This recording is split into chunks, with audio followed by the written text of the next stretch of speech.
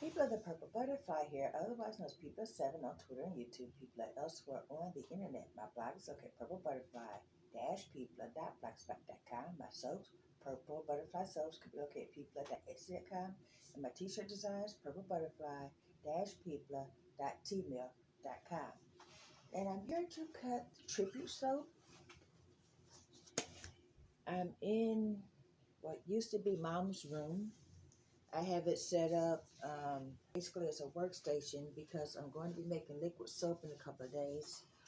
And I need 3 days for that process without anybody disturbing it. So basically, a room that has a locking door is ideal. But what better place to cut the tribute soap for Mom than in Mom's old room?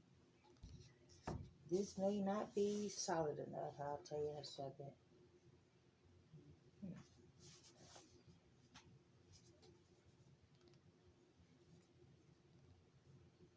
Well, the sample is very soft. But we'll see. If nothing else, I can cut the caramel corn. And the blueberry might have to stay. Oh, it's still warm. Wow.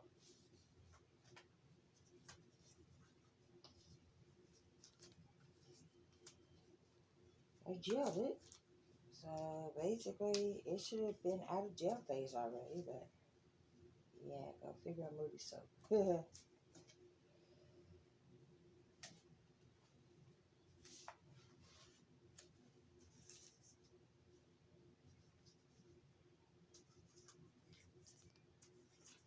At this point, I just hope it's solid.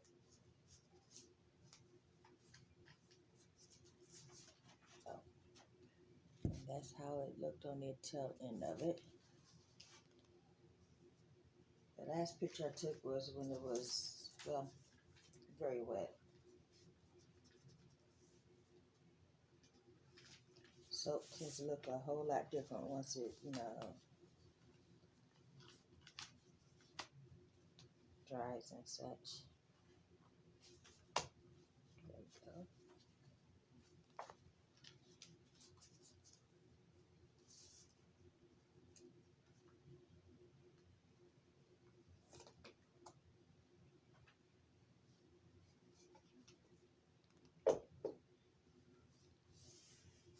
It actually looks amazing. Apparently, when I was cleaning off the top, I got my fingerprint, or my finger left a mark right there. But who's gonna notice that? It feels solid.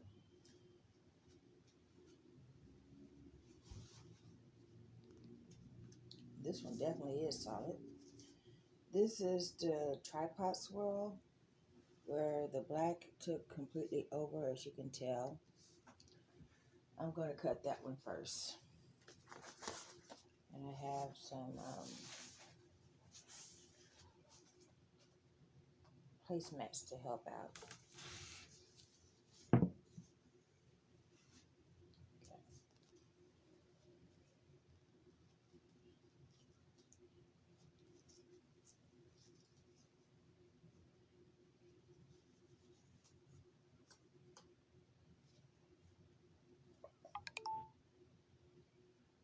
One little soft spot. But basically it's still hard. But as you can tell, the white and the red is in there. It's just not showing up in equal proportions because the black took over. I'm actually going to move this over so that way you can see better.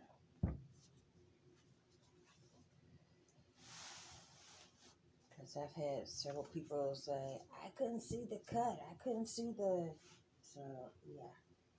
I'm conscientious of that.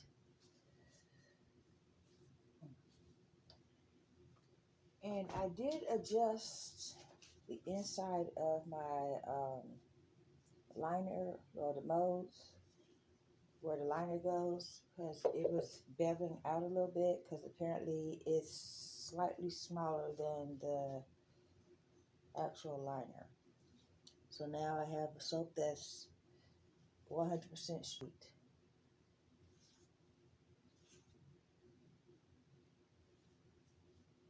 It doesn't bevel out anyway. But anyway, let's see what we got. Wow, that was really soft. Okay. So I went to check my memory and kind of find out a video I've deleted like a billion times keeps showing back up and taking up all my memory. But anyway, there's an equal amount of black, white, and red in this soap, and as you can tell, the black just literally took over. But yeah, it is what it is.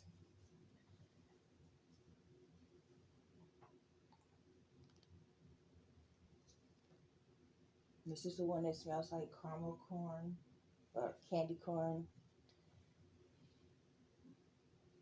Oh, look, it's trying to show up in certain places. Yeah. So at least it didn't just get completely obliterated by the black oxide. I'm shocked that it's still warm though. That's amazing. I mean, it's been 20 hours.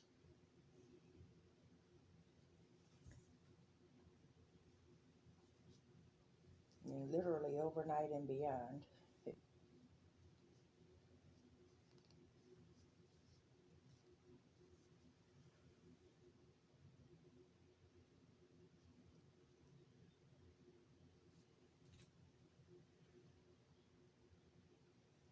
But the pour was too loose as well.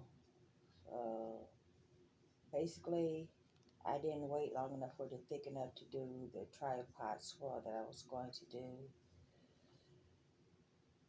And I was soaping too hot as it was, so we have this.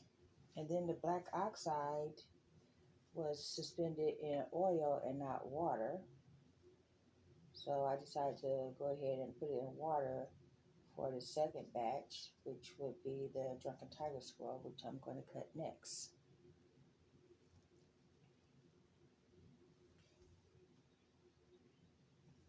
And there's only half a teaspoon of black oxide in this because the black was taken over and staining clothes and staining the towels and everything. So I just used half. It still gave me full coverage on the black though. So I could probably get away with, why is the camera freezing?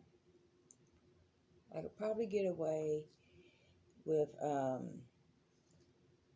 using like a quarter teaspoon instead of a whole teaspoon or half a teaspoon. We'll find out. I don't make a lot of soaps with black oxide, but yeah, every time I do, there's some kind of issue. I'm thinking maybe activated charcoal will still give me a black color without the issues. We'll find out soon. But for right now, that one's cut. Let's go to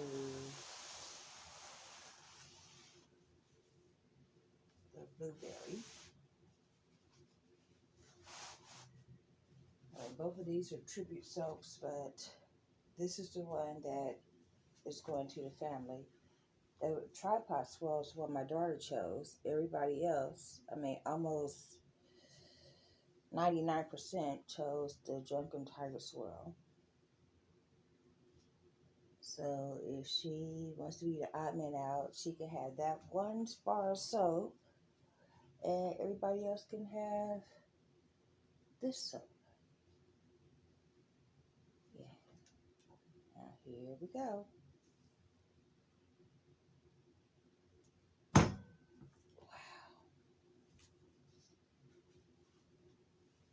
And that's the end piece.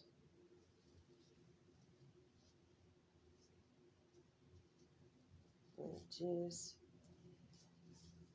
now a soap ball, and will be a planet if I ever make a planet soap.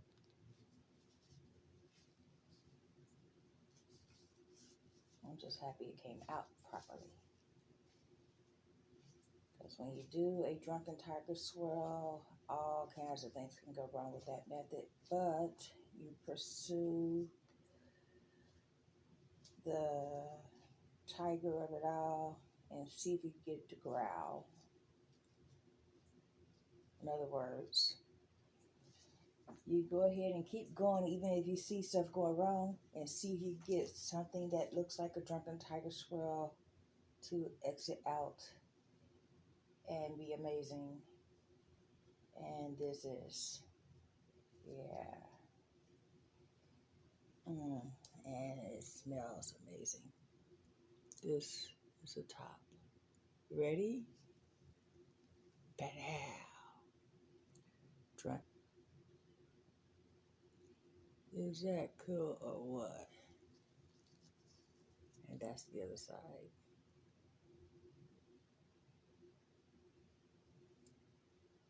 You can see the stripes distinctively, but you can also see how it went for a little ride.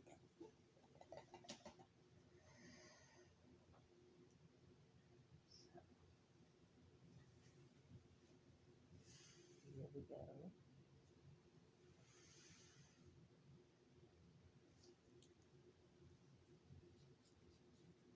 I think I'm going to dip these too to make them shiny. That's always fun.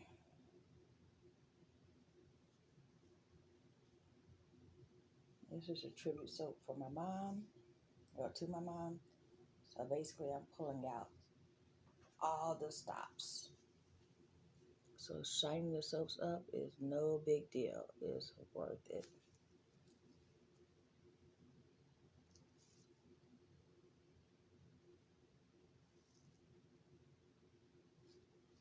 Oh, let me show you the bottom. Even the bottom's got a little design going on. And the sides. Yeah. Blueberry smells amazing.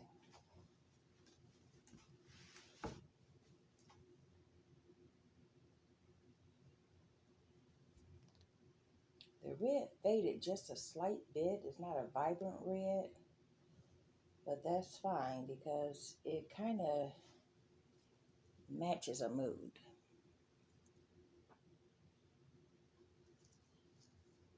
Whenever Mom put black and white together and added red, she always called it a pop of color. And that's what this is doing. I can see it now.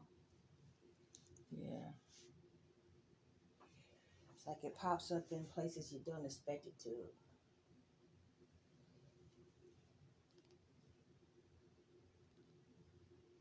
I'll clean this one up and I'll be right with you. And this is made with lard, canola oil, and grapeseed oil. I was going to put safflower oil in it too, but yeah, I figure don't go making changes with a recipe that you know works. We'll adjust recipes later, but not on a soap that's this important. This is a tribute, and it's going to family members.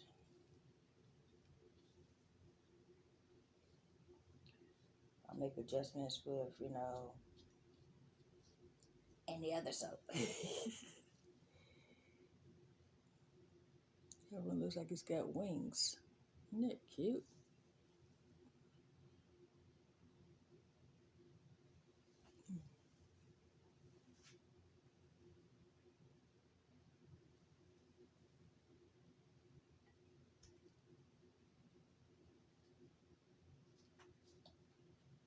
Just a little cleanup. When soaps are still warm, you can bevel the edges with your finger and just clean it up that way. Otherwise, you have to get out the beveling tool or a potato peeler and do the edges that way. And I usually don't. I just leave the edges sharp. Because frankly, when you bevel the edges, you're reducing the amount of soap that goes to your clients.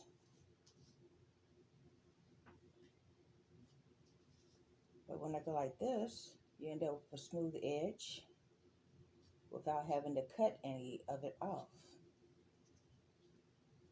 So I kind of prefer to do it that way.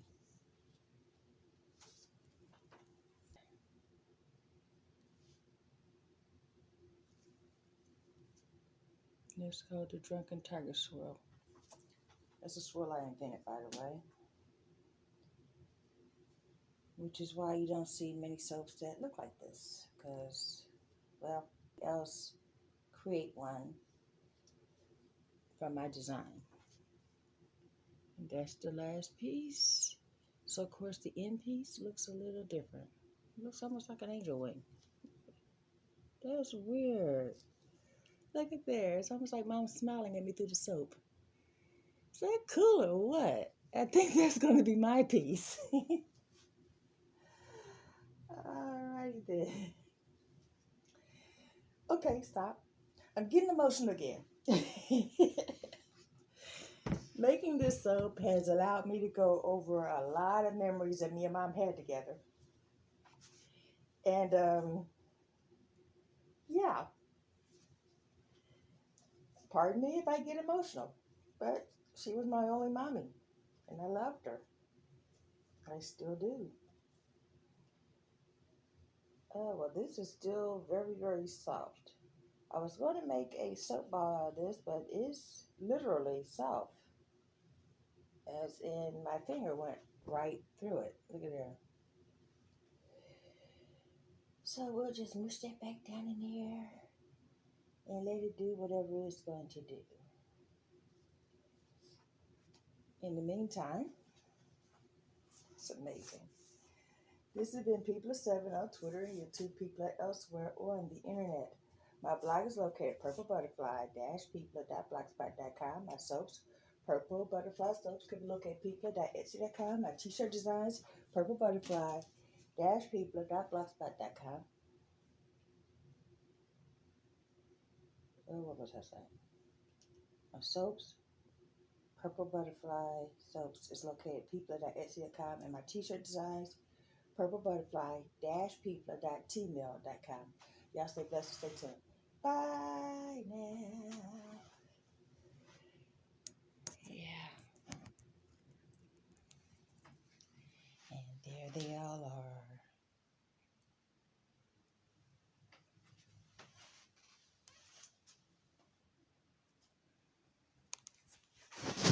Take care, y'all.